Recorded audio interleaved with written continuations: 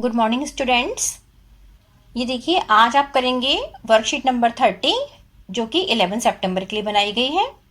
और ये जो चैप्टर चल रहा था आपका गति वाला, उसी के आगे है। ठीक है, अब तक आपने गति वाली 2 वर्कशीट करी हैं जिसमें आपने चाल तक समझ लिया था।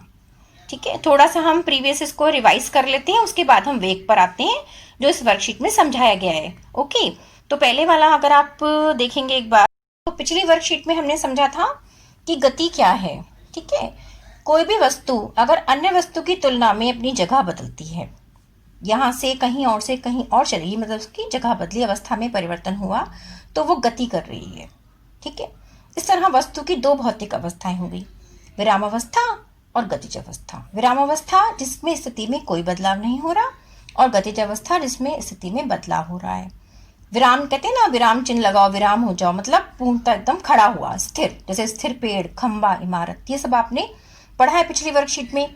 गति अवस्था भी आपने पढ़ी है कि चलती हुई कार, चलता हुआ स्कूटर, या जैसे ये कर्सर ये मूव कर रही है पेंसिल, ये गतिज अवस्था है इसकी अवस्था में परिवर्तन हो रहा है।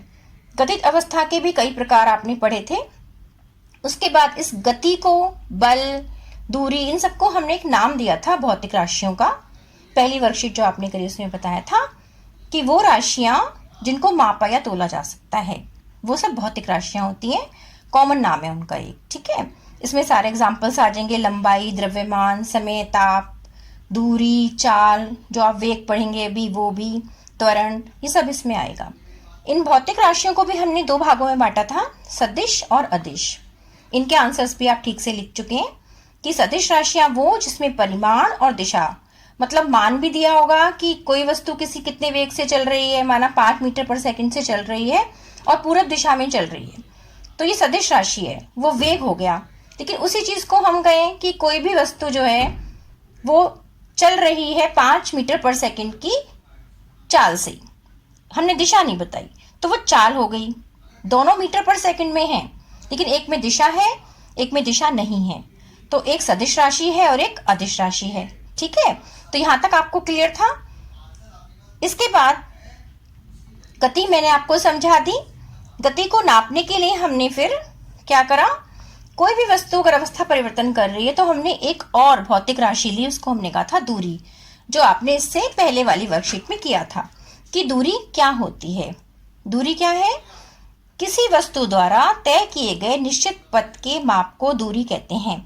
ये थोड़ा मैं अच्छे से आपको समझाऊंगी एक बार और, क्योंकि जब आपने क्वेश्चन थोड़े करे, दूरी और ये गति, दूरी, चाल अच्छे से क्लियर होना चाहिए, तभी हमारे न्यूमेरिकल ठीक होते हैं। दूरी भी क्या है, एक अदिश राशि है, मतलब इसका क्या होगा, सिर्फ परिमाण होगा, इसमें कोई दिशा नहीं दी होगी, और दूरी हमेशा धनात्मक होती है। दूरी का जो SI मात्रक है वो मीटर है, और भी मात्रक होते हैं।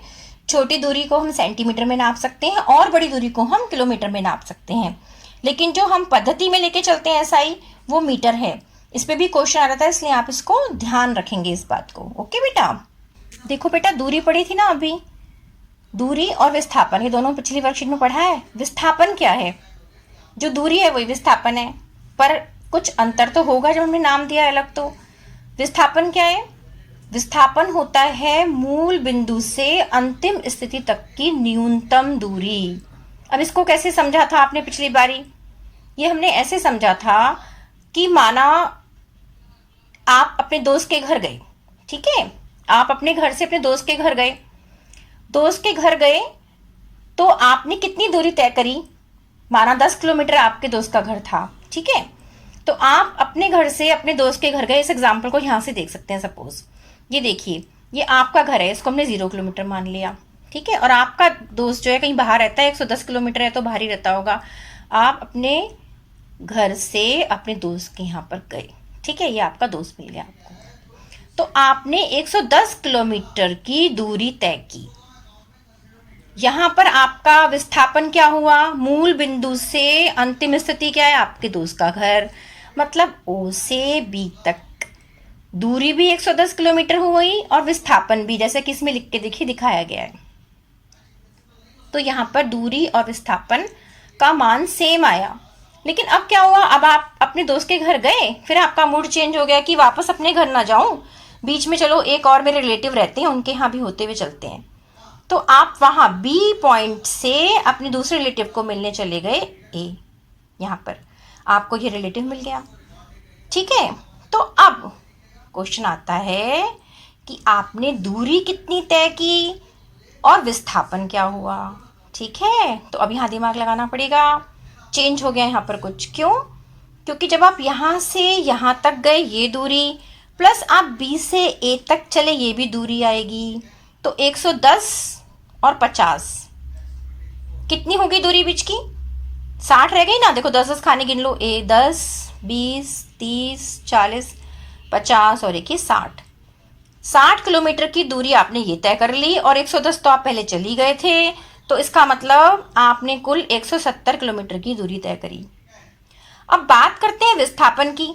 तो विस्थापन क्या हुआ? आप यहाँ से अपने घर से मूल बिंदु हो गया ना, जहां तक पहुंचे फाइनल डेस्टिनेशन, उसके बीच की दूरी जो कि अब कितनी रह गई? 50 किलोमीटर। तो चेंज आ गया ना, यहाँ पर सेम नहीं रहा ना। तो ये बहुत ज़रूरी है, आपको ध्यान देना है कि विस्थापन और दूरी में फ़र्क क्या आया। कई बार यहाँ बच्चे गड़बड़ कर देते हैं। तो यहाँ से आपको अच्छी तरह क्लियर हो गया होगा। आप अपने क्वेश्चंस भी बना के कर सकते हैं इस पर। ठीक है, और दोनों में क्या फ़र्क आया? विस्थापन क्या है? एक सदिश राशि है, और हमने दूरी को अदिश राशि पढ़ा था। और विस्थापन पॉजिटिव भी हो सकता है, नेगेटिव भी, और शून्य भी।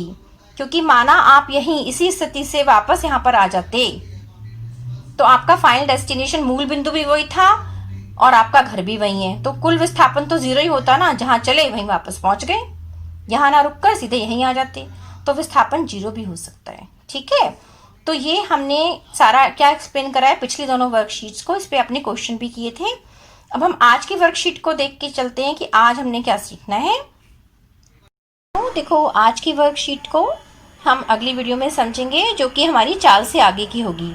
उसमें हम वेग को समझाते हुए जो वर्कशीट बनी है आपकी 11 सितंबर के लिए, वो एक्सप्लेन की जाएगी। ओके बेटा, थैंक यू।